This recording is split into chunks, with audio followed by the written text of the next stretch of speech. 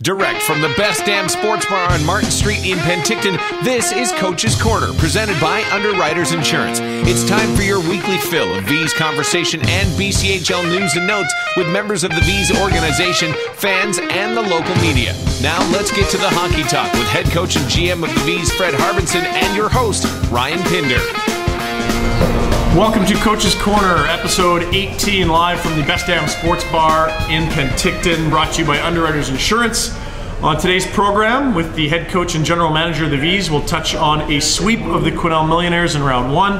Also, the Salmon Arms Silverbacks on tap for round two in the Interior Conference semifinal. And finally, we'll turn to some emailed questions and have our media panel. The head coach and general manager of the V's is Fred Harbinson. And Coach, last week we sat here and said next Thursday it'll either be Game 5 or Coach's Corner, and I'm sure you're happy to have Coach's Corner tonight. Yeah, absolutely. It's the owners kind of joke about they'd like the Game 5 for the gate, but as a coach you just go out and you try to put your best foot forward, and I thought our players played real well on the weekend, and or I guess the Monday and Tuesday, and Game 3 was real tight. Obviously, it could have went any way. They hit an empty net post, and but we found a way to win 2 games, and we're happy to be sitting here tonight. Was Game 3 the one moment that sort of, I guess, encapsulized that whole series? You faced the adversity, you got through it. Like, after that, did you get a sense you'd lose after getting through all you did on that Monday, including the bus off the road? Yeah, I figured if they were gonna get us, and it's easy to get to have something go wrong in their building, because a bounce here and there, and the game is played so much different in that building. Same with Merritt or Prince George, where there's a lot of weird bounces, and I thought we hung in there. We had the first period.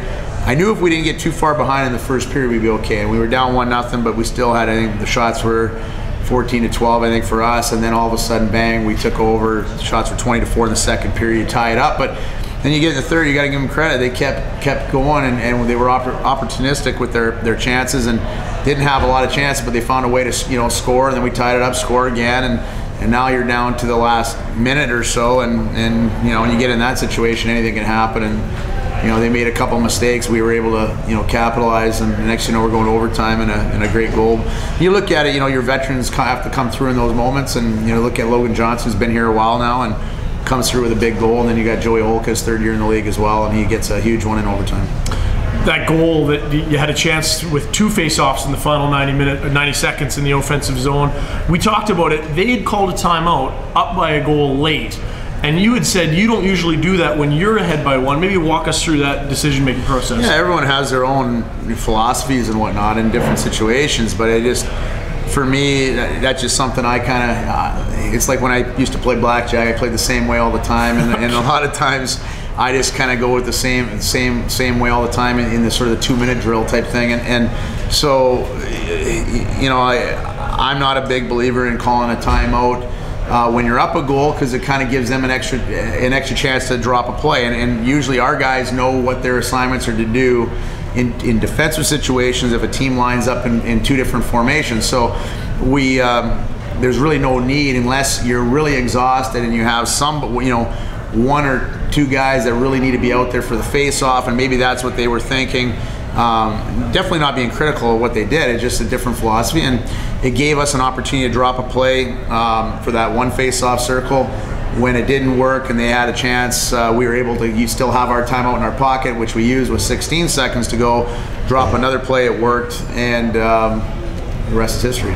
The resolve of the team, I thought, was pretty impressive, considering you had 2 drafted centers that are off to North Dakota next year, gone for the majority of the second half of that series in Quesnel, not to mention Paul Bezo, a guy that's got 3 years in the Ontario Hockey League under his belt. Arguably, those would be 3 of your 5 or 6 best players on the team. Would you be surprised if someone had told you you'd win in 4 without those guys the whole way? Well, I think we had a talk quite some time ago about what the injuries to maybe Mark McMillan in the first 20 games of the season, Holka, when you lose certain players, when you look at Derek Johnson going for 3 games, like during the season, you kind of say, well, that could cost you first place or whatever it is, but at the same time, it makes you stronger, puts guys in situations that maybe they weren't, and they're going to be better players at the end of the year. So Yeah, it's difficult to have those guys out, but on the other side, some other guys really have stepped up their game in the last month and a half. So not that much of a surprise, but you know what? Those guys, we're going to need them to get them back sooner than later. We didn't bring Brendan O'Donnell or Mark McMillan or Paul Bezzo here for the regular season. We brought them here for the playoffs, and I know all three of those guys want to get in sooner than later. Before we get to the status update on their health, you mentioned guys stepping up. Did any individuals take a step in your mind, or perhaps found another level to their game, be it rookies or veterans? Yeah, well, there's two guys that really come to mind for me, and one on the back end is obviously Chad Banner, who's just been a great soldier all year, and he had a great series. He was physical right to the end of every game. And I know there was a lot made up of him.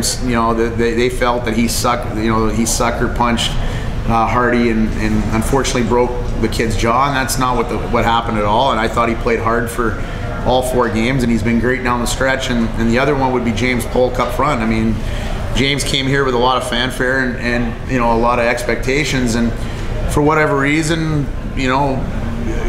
in his mind and probably in ours at times, probably struggled a little bit. And to me, I didn't think he struggled as much as when you realize that he's a 92 and maybe just a little different on the timeline of where he thought he should be.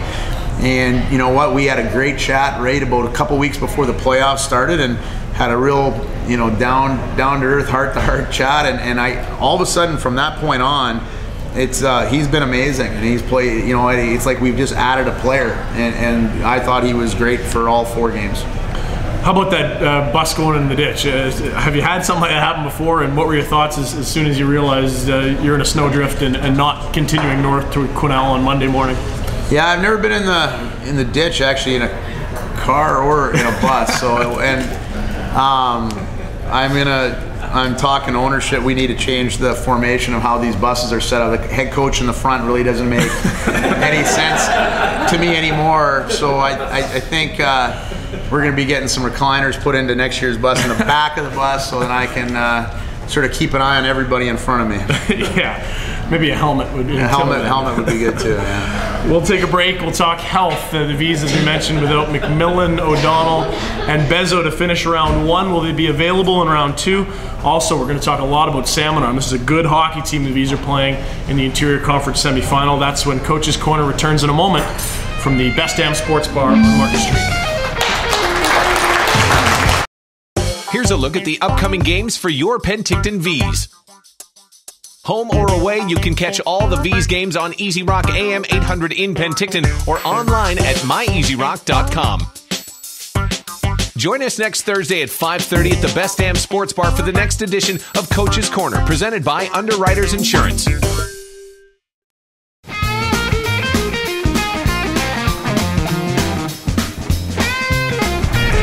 Welcome back to Coach's Corner. It is segment 2. We are joined by the head coach and general manager of the Penticton V's, Fred Harmanson, live from the Best Damn Sports Bar, brought to you by Underwriters Insurance. Let's talk round 2. Salmon Arm Silverbacks, a very good hockey team. What do you know about this club? Well, we haven't played them in quite some time. I think it was middle of December 11th or something. I think it was the last time we played them. And I mean, they're an older team. They've got a lot of firepower up front, no question about it. And since we last saw them, they've added a key element in Hammond, up front there, and he's a kid that you don't want to give too many chances to. They're outstanding on the power play. It's a pretty simple way they run their power play, but it's very effective. And when you have that kind of skill up front, it's no surprise that they put the puck in the net a lot. And I think they've got a veteran goaltender, 20-year-old goaltender, that's had a very good year this year, and some experience on the back end. So I mean, it's going to be a great matchup, I think. And we've broken them down their last 4 or 5 games on film. We went and watched them last Saturday at home against Merritt, and I'm sure we've got a good read on them, and I'm sure they've got with the coaching staff they have there. I'm sure they'll have a great read on us as well. I think if you had to look at just depth of forwards, your club and their club might be at the top of the pack in this conference in terms of the caliber of player you're seeing on the third and fourth line. Would you agree that maybe that's their strong suit? Yeah, I would have to definitely agree. And I think if you really look at it, I mean, my message to our guys tomorrow, we gave our guys the last 2 days off. We'll start working on things tomorrow morning. But I think, if you look man to man, I'd have to say they're probably the most skilled group left in our league, and so I'd probably, I haven't seen Spruce Grove up front, but I think that if you look out west, they probably as skilled as anybody, and so that's not saying they're going to beat us. It's just saying that that's their strength. They're very skilled. Now there's ways to beat skill if they don't add other elements to their game, and we know how we want to play against them, and it's going to come down to who's going to execute more. Tell me a bit about Tim Keller and what you knew about him before he arrived, and what you've seen him do to that Silverbacks program that just a year ago, they got upset in the first round by Quesnel. People were pointing at that organization saying, look how they'd fallen. It really has come a long way from a year ago. Yeah, no question about it. And I don't know Tim very well. I mean, know him well enough to, have some discussions with him. And I back in my college days, he was with, when I first remember him is when he was an assistant with Surrey. We had recruited a player from them, and then he moved on to Trail, did a great job there, and then off to the Western Hockey League as an assistant for a few years in Swift Current. But the biggest thing that I can see that he's done there is he's made their organization a presence. Like, we feel that we do a good job in recruiting here, and that we work tirelessly to make sure that we're out in the public, out at tournaments, that we're on the right kids, and no disrespect to anybody before there. It was just that now it seems like every time we run into a good player that they're there as well, and so that's a good thing. We like competition. We love, and I'm not one of those guys that we want to win as bad as anybody, but we want the league to be strong, and he is definitely a great asset for the league to have, and he makes their program a better program. The season series was a close one. 2 wins for the Vs, 3 wins for the Silverbacks, and a tie. The tie was a heck of a game. The Christmas Charity Challenge, I'm sure a lot of Vs fans would remember, with over 3,000. What did you make of the season series, given that it was a while ago? You already mentioned the last time you saw him was prior to Christmas. You know what? It was a pretty even series, as you mentioned. I think the tie, we probably got a little bit of the short end of the stick. I thought we played extremely well that game, and the one thing that I recall from that game is they had 6 power plays to our 1, and we had to kill one in overtime, and we were just unfortunate we couldn't bury another goal. But I mean, that's all in the past now. Like I said, they've got a little different look now, and as do we, and so I think. Like I said, I think both teams are going to be really prepared for this. I think both teams are going to know each other, their strengths and weaknesses and how to exploit them. And then it comes down to the players, executing, and whoever executes more is going to move on. What about health? We've seen not just your club, other clubs amassing injuries. Victoria's pretty dinged up. We've seen suspensions around the league. Salmon Arms missed David Killip, their captain, for a while, not to mention their talented 16-year-old up front. What about your club? O'Donnell, McMillan, Bezo, how close are they, and is there anything firm in terms of when they'll return? Well, you know what? I'm not a big believer in putting percentages on guys. I mean, we talk as a staff and with our training staff, and so, I mean, right now we're going with the assumption that they are going to be ready for Tuesday night. If something starts to change over the next few days, then somebody else is going to have to take that place like they did in the first series, and we're going to have to march on. And so, I think the 3 players that are all in different situations, and I think all 3 want to contribute and want to be part of it. And at the same time, their health comes first, and obviously we'll go from there. Right down the middle is where you notice it with O'Donnell and McMillan. They've been your top 2 centers for the majority of the year. If you theoretically didn't have them there, what does that do to your centers, and how does that move guys around in your lineup? Well, you saw last series. I mean, the lucky thing for us, a lot of people wanted to make comments about why we moved Milan to center at certain times. Well, I guess we look a little smarter now for it, because it's not a surprise to him, and he filled in real well there, and he's comfortable with it. It's not a shock, and that's why coaches do certain things throughout the year. We talked about it all year long. It's not about what we were going to do in the regular season. It was the playoffs, and so we needed to have. We said it 2 months ago that we needed to have different looks depending who was in and out of the lineup. So that just made, right now we know that he can play there. I mean, Carter Rigby can play in the middle. There's a lot of different guys. We have talented guys. Talented players can play in different situations, and so we're not going to show our hand to where things are going to go. But at the same time, we know that we have guys that can fill in, and we're hopeful that our other 3 guys will be in the lineup anyway. Tickets are on sale now at the SOEC box office. It's the Silverbacks and the V's and a doozy of an interior conference semifinal. Same ticket pricing as round 1, I believe, Will, and we're excited to see some great fan turnouts for what should be a heck of a second round matchup. Also valleyfirsttix.com if you're away from the rink. We'll take a break and return with our media panel and some emailed questions, as well as some questions from our live studio audience. This is Coach's Corner from the Best Damn Sports Bar on Martin Street. Here's a look at the upcoming games for your Penticton V's. Home or away, you can catch all the V's games on Easy Rock AM 800 in Penticton or online at myeasyrock.com. Join us next Thursday at 5:30 at the Best Damn Sports Bar for the next edition of Coach's Corner, presented by Underwriters Insurance.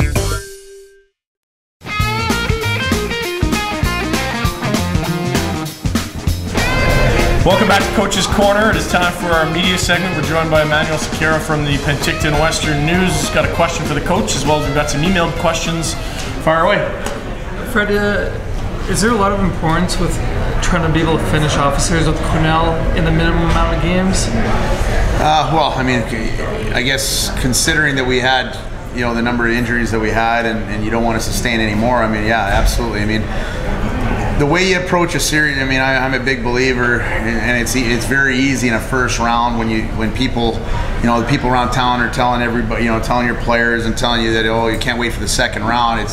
It's easy for guys to think that you have to win quick and easy, and sometimes that's not the case. So we just talked about one game at a time. It's real cliche, but it's the truth. I mean, we wanted to make sure that when we left our home rink that we were up by 2, and which we did, and then it was a matter of just one game at a time when we got up there. And if we would have lost game 3, which we were basically 11 seconds away from doing, we would have got up the next morning and had the same game plan to try to win game 4, and obviously we'd have been playing tonight, getting ready to go right now. But yeah, we were happy to get it over with and gave our guys a couple days off, and now we're going to start our work week tomorrow, just like any other 4 in a row, and then get ready for a Friday. Instead it'll be a Tuesday. Did you think with that late rally from Quesnel there was a chance he'd come back? I mean, you're up 5-0 through 40 minutes, and then all of a sudden, bang, bang, bang, it's a 2-goal game. To be honest with you, I wasn't very concerned. I wasn't happy the way we were playing, but I kind of let it go. I talked to one of my assistants. I said, I think maybe we should call a timeout, and then we kind of talked ourselves out of it. And this is going to sound kind of phony, but the truth of the matter is I was kind of happy they scored a couple. I was a little nervous with everything that went on in game 1 and 2 that maybe they could get a little crazy when things were looking like the season was over. When they scored those goals, all of a sudden they started playing hockey again, and I think they thought they had a chance to come back, so they weren't playing around, taking cheap shots and liberties with our guys. And I wouldn't wanted them to score a 4th goal, but 5-3 was fine with me. Yeah, what in your mind made that difference where 1 and 2 things were a lot chippier and feistier, and then 3-4 it really did clean up, at least relatively? Well, I'm surprised that they didn't figure it out going into the series, but like I said, we were pretty darn strong on the power play on them, and I just don't understand anybody that thinks that our team's soft this year hasn't watched us play. I mean, either that or they're stupid, one of the two. And you read people say things on the internet and whatever else. I mean, they're either really dumb and don't understand how the game works, or they haven't watched us play. And so I think when they tried to play that way with us, it was pretty simple to see that wasn't going to work. And then they changed their tactics, and Orser being out, I mean, he's a physical guy. I mean, that changed. But to be honest with you, I mean, I thought when they played nose-to-nose hockey with us, in a physical way, I thought they were a much better team. Interesting. We got a question that's been emailed in from Matt. He says, "Hey coach, it's Matt again." He's emailed us every week. Thank you, Matt. What would you like to see more of in the second round from your players? Is there a particular message that you're trying to drive home? I'd like to see more of Paul Bezo. I'd like to see more of Brendan O'Donnell, a little more of Mark McMillan, I guess. Honestly, I thought that there was a couple aspects of our game that we did maybe the best we've done all year. If there's one thing that's going to have to be better is I thought our penalty kill got stung a little bit, and it was funny because at times we were killing real well, and then all of a sudden they'd find a way to get one. Well, we're going to have to be sharp on the kill against this team because their power play is, as strong as ours, I guess. Yeah, it's the top 2 power plays in the league, and you guys are separated by like a half percentage point. So discipline, I think, obviously moving forward. Yeah, no question. And I was a little disappointed with our guys in Game 4 taking some 10-minute misconducts. Now maybe I think Swaney made sure that he was given 10s to make sure that nothing got out of hand. You can't afford defensemen. I think we had 4 defensemen take 10-minute misconducts during that game. If we deplete our D-core against a team like Salmon Arm, we'll find ourselves on the short end in a hurry. We've got a question from John Taylor, who's in attendance, and John is wearing the V's jacket, the V's shirt, the V's hat. I didn't see what underwear he's wearing, but I'm sure if there's V's underpants out there, John is wearing those as well. He says, "Coach, will you treat this series any differently than you did the last?" I guess the only difference, you take every opponent the same way, or you're supposed to, but I think that's a great question, and I think the honest answer would be is that, we kind of delayed a few of the guys that we talked about that were hurt, thinking that we'll wait and see how the series goes before we get them in there, and I think that's not going to be the case. We can't, we need to be as close to a full lineup if we're, want to go head to head with these guys, and so we're not going to look past them. And maybe that was one thing that we did with, not saying we looked past Quesnel, but I think that we gave a little, we erred a little more onto the safety side in the first round. Just a quick look around the rest of the league. You're probably going to head up and check out West Side Trail tonight. That's a series that is tied at 2. Victoria and Nanaimo, the other 4-5 is the other one going on. That's it. We saw 4 sweeps in the first round. What do you make of the landscape right now around the league? You know what? I thought that a lot of the games were close, even though there were sweeps. Personally, it doesn't really matter what I think anyway. I'm just a coach, but for me, I would almost like to see, the 4-5s have to play at maybe a best of 5, and just have the top 5 teams make the playoffs. So whoever comes out of that now plays. This year would be whoever won a best of 5 out of Trail, and Westside would play Vernon, us and Salmon Arm, and kind of get going from there. That has nothing to do with how the games went this year. That's just my opinion, but as I said, I'm just a coach. It doesn't really matter what I think. Well, it is interesting though, because 14 out of 16 make the playoffs, and you look around professional sports, that's almost everyone. There's not many leagues where they invite almost everyone to the postseason. Right. Yeah, and I think it puts a little more importance on the regular season. Not that it was, I think the fans were treated to a heck of a regular season this year. There was races all the way through in both conferences, but that just, like I said, that's just something that I've kind of thought about. I'm sure there's other guys that thought the same, and we'll see what the league wants to do in the future. Finally, if you got a question for the coach next week, send me an email, vsvoice@gmail.com. Coach, thanks for your time as always. This has been a pleasure. We will see you at games 1 and 2 at home, Tuesday and Wednesday at the SOEC.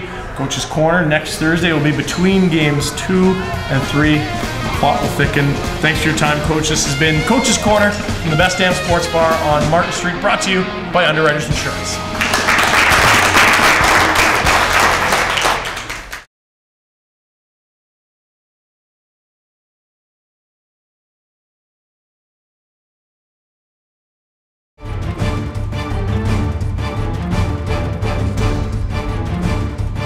Coach's Corner is a presentation of Rye Pitt Media and the Penticton Vees Hockey Club.